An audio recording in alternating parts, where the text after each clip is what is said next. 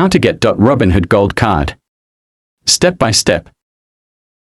As of now, Robinhood does not offer a gold card, debit or credit card.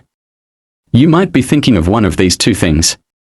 Robinhood Gold subscription service. This is a premium membership, not a physical card. And here's how to get it. Open the Robinhood app. And then tap your account icon on the bottom right. After that, select Robinhood Gold, then tap Get Gold or Subscribe. And just follow the prompts to start your subscription, usually $5 per month, with a free trial. This features a higher instant deposits, 4.9% interest on uninvested cash, level 2 market data, and a margin investing, if approved. The second thing you might be thinking of is the Robinhood Cash Card, the physical debit card. This is the actual debit card Robinhood offers, tied to your spending account. If you meant a special gold-colored card, that's not officially a Robinhood product yet.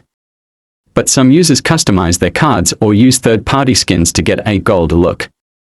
And that's it for this video. I hope this helps you out, but that was it. See you again in the next video.